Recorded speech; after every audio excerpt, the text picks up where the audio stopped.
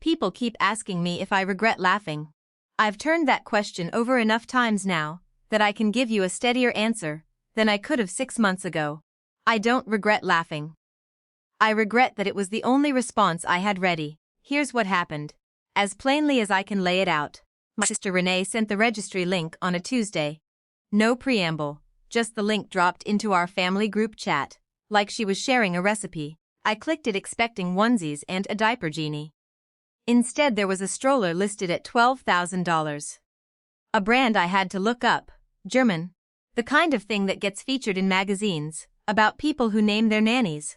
Below that, a crib that cost more than my first car. And below that, not even disguised as a gift item, a line that just read, House Down Payment Fund, contributions welcome.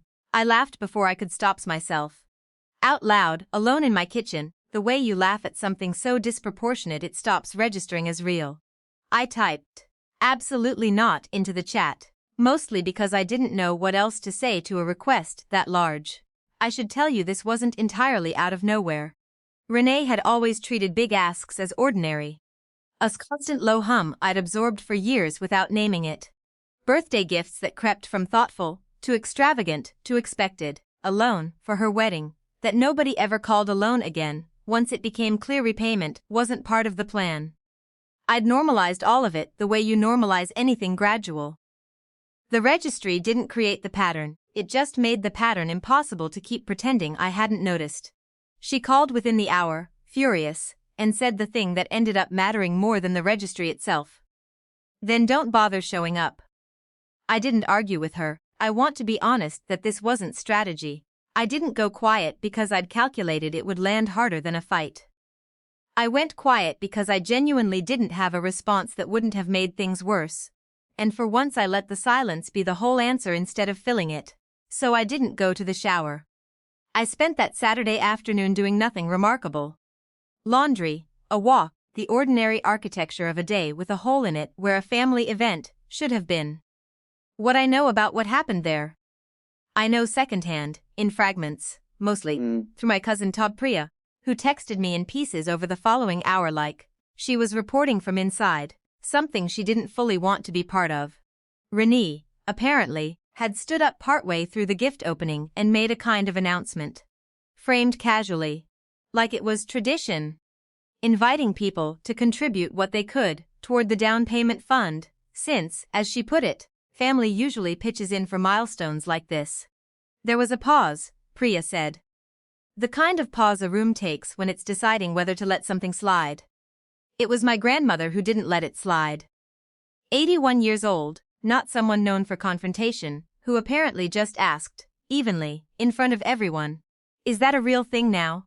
Asking people to pay for your house at a baby shower. Not shouted, not dramatic, just a question that didn't have a comfortable answer, asked by someone whose opinion in that family carries more weight than anyone's outrage could. Priya said Renee turned a color she'd never seen on her before. Nobody defended the ask, a few people laughed, not unkindly, but in the specific way people laugh when something true has just been said out loud that everyone privately already knew. I wasn't there for any of it. I want to be clear about that, because I think the version of this story people want is one where I orchestrated some satisfying comeuppance. I didn't. I was at home, folding laundry, and my grandmother did something I never could have engineered or predicted. She just asked an honest question in a room I wasn't in. I felt something when Priya told me. And it wasn't triumph.